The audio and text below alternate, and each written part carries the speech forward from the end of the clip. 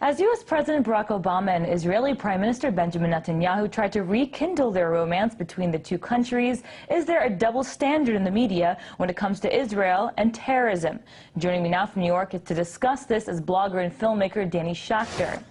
Danny, before we begin to discuss this, I want to tell our audience a bit about an incident that took place in the early 1930s. It involved the Irgun group, which was a right-wing military, Israeli military group, now coined as a terrorist group by some. They blew up the King David Hotel, killing 91 British nationals, including soldiers and officers. And of course, in 2006, the Israelis commemorated this as a national day of celebration, where the British, the English, said that this is not a commemoration, our people were killed.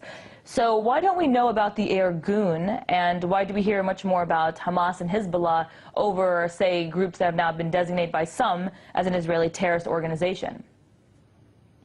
Well, I was struck by your saying that Obama and Netanyahu want to reinvent their romance, if you will, because that is an issue that came up in a New York Times interview with Tzipi Livni, who is the head of the Kadima party and who is the opposition in Israel. In an interview with the Times, she boasted about how her parents, both of them, had been members of the Irgun and had gotten married while they were in that movement. And at the time, when this was going on, the New York Times referred to the Irgun as a terrorist movement.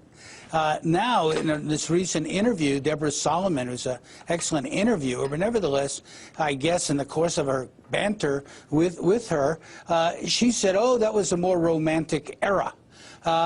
I don't think so. I don't think it was very romantic. And now, of course, the Times is being criticized for not making that distinction that terrorism, in this case that was against the British in Palestine, was every bit as violent and as contemptuous of the lives of civilians as some terrorists are today.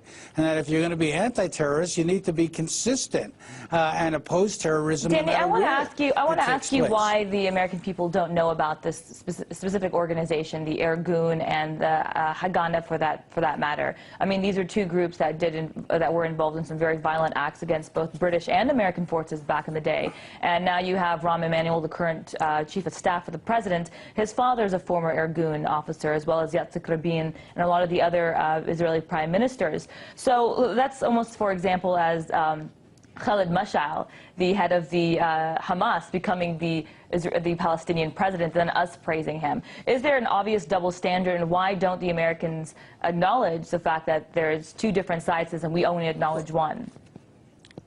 Well, there's two issues. You know, the key issue that you raise is why don't Americans know? And that's because Americans aren't taught about these things.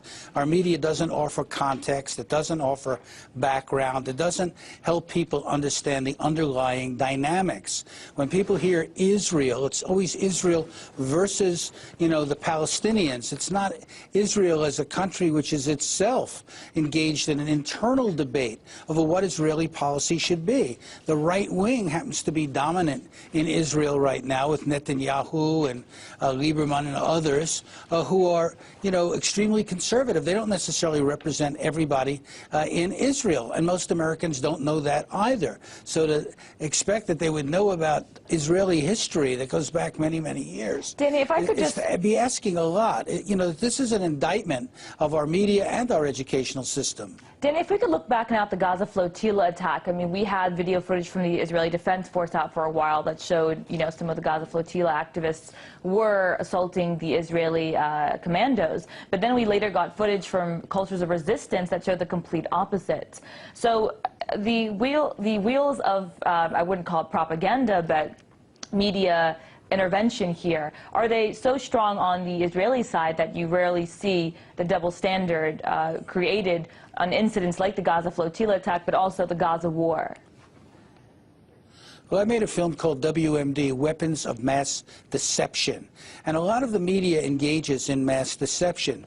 The Israelis very cleverly understood that he who controls the pictures, he who controls the images, who controls the narrative, controls the way most people understand the issue. And they were very, very shrewd about getting their story out first and then denying the other side, so to speak, or the people who were bringing the humanitarian aid, denying them a right to meet the press. They arrested them. They wouldn't let reporters interview them. So it's not surprising that people only saw one part of the story. Later, the other part of the story came out contradicting the story the Israelis were telling. And this happens repeatedly and constantly in international affairs. It happened in Iraq. It's happening in Afghanistan. It's happening in other parts of the world. And it also is often happening in America, where we're told one thing, and then later we find out, oh, there's much more to the story. The BP spill, so-called spill, is a good example. That's actually what I wanted to get into right now. Iran was also part of their agenda today, and they talked about reducing nuclear weapons in the world and in the Middle East specifically, and yet they didn't talk about Israel not being a signatory to the NPT or explaining the undeclared weapons that Israel has. Is there also a double standard in discussing Iran-Israel here in the U.S. media? Of course there is. You know, Iran is the enemy. They're the bad guys. They're the part of the axis of evil. And so, you know, when Iran does anything positive or attempts to make any sort of initiative for a kind of a peaceful change, it's derided, you know, in a contemptuous way. And, you know, of course, in Iran, there are many Iranians opposing the current government as well. And those are the voices we hear.